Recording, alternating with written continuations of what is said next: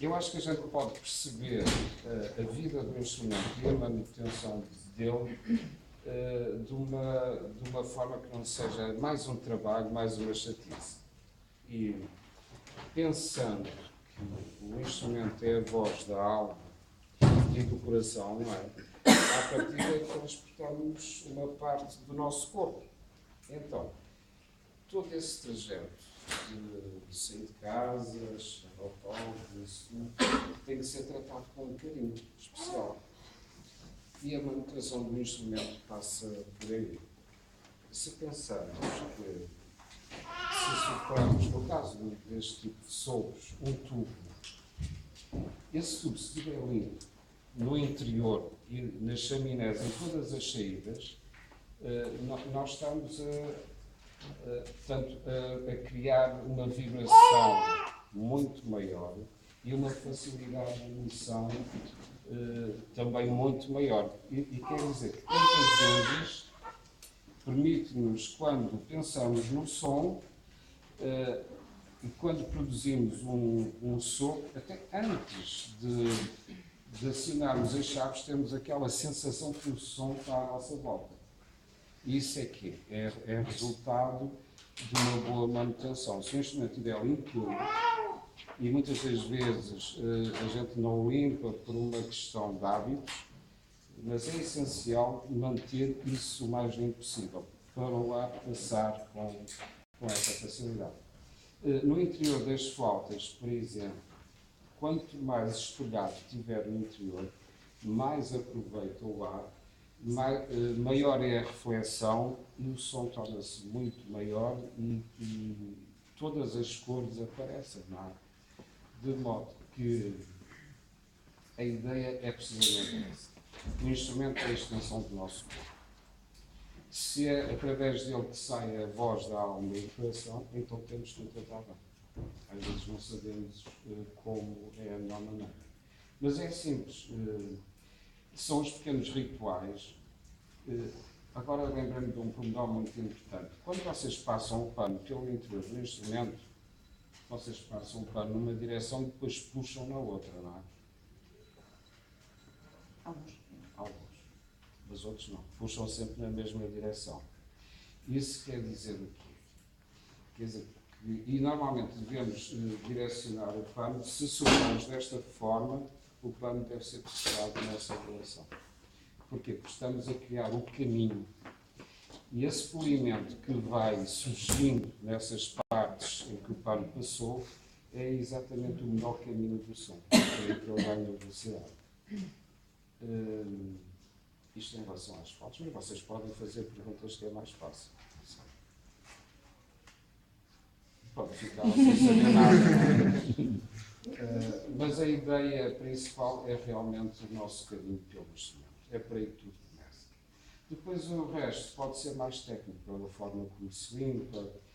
Muitas das vezes é preciso mudar uma sapatilha ou outra, mas isso também requer uma certa filosofia. É porque, às vezes, quando se muda uma ou duas ou três sapatilhas, temos de ter em conta que estamos a adicionar material novo, com uma capacidade de vibração diferente do material que fica. Então, o instrumento responde, mas a linha do som já é diferente, pode dar esta sensação. E obtém-se a vedação, obtém-se o som, mas não se obtém aquela qualidade interior de nós, a partir do momento quando produzimos um som, muitas das vezes o som é tão direto, tão ligado ao pensamento, que praticamente estamos num voo, não é? E quando se põe algumas sapatilhas, em alguns casos, porque tem que se pôr porque há um desgaste maior, se for umas duas ou três, não fará tanto diferença. Agora, imaginando que vamos colocar 5 ou 6 sapatilhas num clarinete ou noutro instrumento qualquer, nós estamos a trabalhar para um desequilíbrio. E vamos tocando, vamos sentindo resistências, e o que é que o nosso corpo faz? Aciona uma parte humana que é fantástica, não é? Compensações. E eu sou surpreendido por muita gente, e às vezes com 20 anos de trabalho ou mais, que andam a colocar uma sapatilha ou outra e nunca fez um trabalho completo. E de repente descobre uma sensação que nunca se tinha, não imaginava e que era possível. De modo que há que ter a consciência no que se pode mudar, mas se queremos um resultado em pleno, muitas das vezes temos que partir para uma mudança completa. Eu sei que isto tem encargos, tem uma série de coisas, eu próprio na minha vida também não posso ter estas opções, mas pelo menos tenho a ideia certa e isso eu tento transmitir. Mas passo a minha vida a pôr uma sapatilha aqui ou tal, e não sei o quê, porque as pessoas não têm capacidade económica para fazer um trabalho completo. Façam perguntas, facilitem. Por exemplo, na questão dos clarinetes. Sim. Estava a falar, pronto, na questão das flautas é sempre bom limpar na mesma direção. E nos clarinetes é a mesma coisa. também. Portanto, porque eles geralmente até têm aquele paninho que é Sim. põe para baixo, puxa para cima. Pois, É isso que eu estava a ver. e toda a gente faz isso. Mas eu, com as minhas maluquices, eu investi depois de muito tempo fazer várias experiências, porque se nós sopramos, nós criamos uma rampa de lançamento para um voo, não é? Se nós puxarmos o pano, nós estamos a criar resistência nesse plano. Portanto, na minha ideia, eu já tenho muita gente a fazer isto e o som é fantástico. Puxam sempre na mesma direção. E há de haver casos em que a sujidade é muita, então puxa-se em várias direções, mas depois volta-se a fazer esse caminho. E eu acho que são as pequenas coisas que fazem a diferença. E para quem toca, e por exemplo, a flauta é um dos instrumentos que eu tenho um grande respeito, que eu tenho por todos. Mas como é daqueles instrumentos em que mesmo a própria postura nos põe já numa posição de olhar lá para cima, não é? É um instrumento liso e que permite perceber muitas coisas que às vezes eu posso aplicar noutros trabalhos. Por exemplo, em termos de subtileza, a flauta permite, tantas vezes não completamos o curso das chaves e o som está todo já a fluir. Não é? Isso consegue-se também nos outros instrumentos, mas quem passa pelas flautas é que fica com essa noção. E então isto é uma grande ajuda, apesar de ser um instrumento aparentemente muito simples, como a mecânica não é assim muito complexa, mas temos um outro lado que é a subtileza. A subtileza aqui é a que marca. De modo que, com esta ideia, é possível fazer abordagem aos outros instrumentos com uma leveza incrível. E depois também transportar a ligação mecânica, quer das molas, e isso é outro departamento que eu também gostaria de falar sobre isso. Mas quando se tem a noção de como a flauta funciona, e se pega nos outros instrumentos com essa filosofia, a vida torna-se muito mais fácil. Porque a postura dos outros instrumentos é diferente. Não é? Por exemplo, o clarinete toca-se um bocado direcionado para o sol, não é? A flauta mais lá para cima. E eu trabalho com uma ideia de orquestra toda. Uns instrumentos direcionados para um lado, outros para o outro, e vejo que mas eles todos têm que se encontrar lá em cima.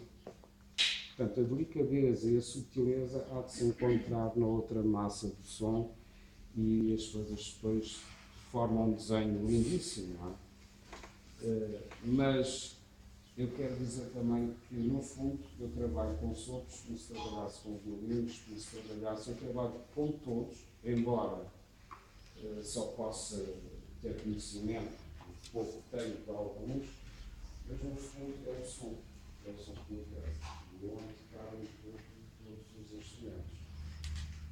Agora, sobre a parte em relação àquilo que eles não devem fazer, alguns jovens, sobretudo, que às vezes tocam em locais de instrumentos que não devem tocar. Eu, quando falei naquela parte de passar o pano e não sei o quê, isso quer dizer que a pessoa acaba de tocar, deve-se lembrar de arrumar. Há um outro ato de amor que é o arrumar o instrumento. Porque se não houver isso, o instrumento é tratado como uma coisa qualquer fria e, no entanto, ali está a voz que eu falei há um bocado da alma e do coração, não é? Se a gente não trata bem aquilo, então o que é que aquilo produz? Não, se não estamos permanentemente numa guerra com o instrumento, e não, a música é consequência a isso. A música é para nos levar consigo feliz, não é? Então temos que facilitar também, não é? E depois também podemos, nós muitas das vezes nem sequer sabemos o potencial que temos. E quando tratamos bem o instrumento, vamos descobrir paragens, coisas fantásticas e percebemos que a estrada não tem fim. Não. Se não, todos os dias acabamos por ficar cada minhas coisas. O instrumento não está mais, nós também não tratamos bem e ficamos reduzidos a isso. Portanto, eu penso que essa parte é importantíssima. Acabar de tocar. Eu, por exemplo, nas flautas, eu costumo limpar os encaixes. Eu posso mudar um.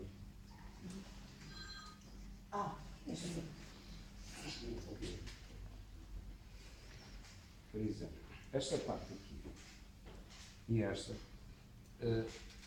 são fundamentais. Isto são caixas de ressonância. Se houver aqui alguma impureza, o encaixe já não é perfeito. Se houver aqui outra, acontece a mesma coisa. E então sentimos atraso. Ao sentir atraso, sopramos mais. Sopramos mais, ficamos mais cá em baixo. Aquela sensação de pensamento no som desaparece. Há ali uma guerra. De modo que estas pequenas coisas é para facilitar. E depois, se pensarmos que este corpo tem 3 peças, isto por uma questão de transporte, de nos facilitar a vida, mas quando tocamos tem que ser uma peça única. Ora, se tivermos interferência nos encaixes, nunca mais teremos peça única. E, portanto, isto tem a ver com a velocidade também do som. Nos clarinetes é a mesma coisa? Exatamente a mesma coisa. É exatamente todos os instrumentos. Aliás, eu trato os instrumentos todos com a mesma filosofia e chego à conclusão que todos os instrumentos são o mesmo instrumento. Embora se tenham formatos diferentes, mas o carinho tem de ser o mesmo. É mais trabalhoso os clarinetes, porque há mais orifícios, enfim, tem um mecanismo diferente e, portanto, há uma atração maior de resíduos. Nós, quando estamos a tocar, estamos a elevar ou a projetar os resíduos interiores para o corpo. Então, aí temos a mesma situação. E, às vezes, tudo passa por pequenas limpezas que, se forem feitas no momento antes ou depois de tocar, sobretudo, o som torna-se muito mais fácil, muito mais acessível.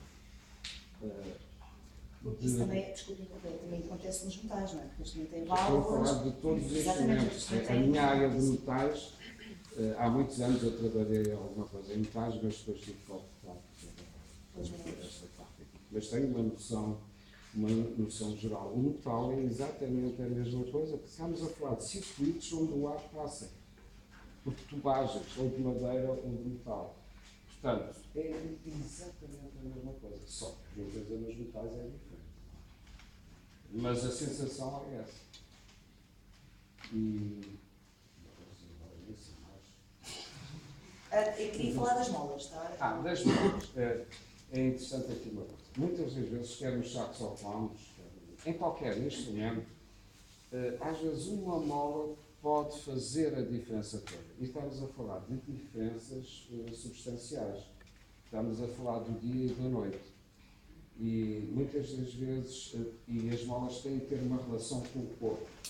Cada estrutura física tem uma força e nós temos que ter um bocado a noção disso e preparar o instrumento para cada pessoa. Portanto, torna-se muito mais fácil ter a pessoa à frente e poder trabalhar para ela. Em muitos casos sou obrigado a trabalhar à distância, mas posso fazer uma leitura no instrumento, como é que o instrumento é tratado. E e a partir daí extrair algumas ideias. E então nessa altura preparo o instrumento, pronto, identificando a pessoa em alguns pormenores e tem corrido bem e há caras que eu vou ver e que trabalho para essa gente, assim. Mas tenho sempre em atenção a esses pormenores. Uma mola, por exemplo, quando se desmonta um instrumento, há um bocado a ideia que se desmontou e às vezes troca-se um parafuso. Isso não é bom. Se for uma pessoa atenta, quando montar os parafusos e eles estão no sítio errado, embora sejam iguais, têm comportamentos diferentes, porque há casamentos, por exemplo, se um parafuso está ligado a uma chave e fosse construído o som nessa posição, se deslocarmos esse parafuso, podemos ser surpreendidos. Pode estar lá outro som que não seja tão bonito. Portanto, eu antes de desmontar o instrumento, primeira coisa, tenho que ver, portanto, ter uma ideia das molas, dos parafusos, do que eu respondo, e só depois é que me é permitido desmontar. Se fizer uma coisa fria, eu pego tudo. Eu, como trabalho para as pessoas, atrás do instrumento de alguma pessoa, eu tenho que ter essa noção. De modo que posso pôr um instrumento com as molas fortes, porque a estrutura do músico é uma estrutura que precisa disso, ou então posso pôr um instrumento com a maior leveza possível, porque a estrutura da pessoa não permite dureza no sentido de força. Então eu jogo com a elasticidade. E aprendi uma coisa muito interessante, que é, no meio disto tudo, o que é que nós estamos a falar? Da tração. E já percebemos que eu aprendo muitas coisas, não é só nos instrumentos, não é só na música, é na vida, no caminho. Por exemplo, quando aproximamos as duas mãos, em outras áreas está bem explicado. Mas o que eu estou a fazer aqui, isto aqui é som. Porque se imaginarmos uma chaminé, uma chave aproximar-se do orifício, à medida que se aproxima, o som vai começar a fluir. E então, não é o impacto, não é quando fecha que obtém o som. O som é muita coisa antes. Quando, matematicamente, os espaços estão iguais, então temos a tração. E é aquela sensação que o som nos ultrapassa. Nós carregamos na chave, mas já estamos lá no meio do som. E, portanto, este trabalho baseia-se muito, não na parte técnica fria, que é necessária, mas no outro lado, que é, digamos, a emoção, as cores, as têmperas. Depois há outra coisa muito engraçada, principalmente nos instrumentos antigos. E chegam instrumentos de 1900, outros até da época da Bolsa, isso tudo. E é possível, e às vezes tem que fazer recuperações grandes. Eu nem sequer tenho o desenho de origem, mas há uma leitura que se faz sempre, vai-se tocando gradualmente no instrumento e percebendo o que é que está ali por trás. E isto às vezes parece mágico, porque eu preciso fazer uma peça, à medida que vou fazendo gradualmente, entretanto começa-se a desenhar a peça que me falta. Quando chega àquele sítio, a peça é só construí-la porque o desenho já se formou. E o que se aprende nisto, sobretudo, é também a tinta dos instrumentos. Eu quero dizer que muitas das vezes, isto parece um bocado doido, mas consegue-se perceber pelos estados de espírito que os instrumentos registram. Por exemplo, os instrumentos passaram por várias pessoas em épocas diferentes, têm 5 registros, têm têmperas ali. E podemos perceber isso, por exemplo, um instrumento com uma pessoa tem um som e leva-se isso, e com outra não tem. O que é que acontece? É que ele registrou essas memórias todas, e uma pessoa que passe por aquelas têmperas que ele bebeu, ele abre-se. E então isto nos instrumentos antigos é fabuloso, porque a gente faz viagens incríveis e percebe-se até pequenos pormenores que, no ato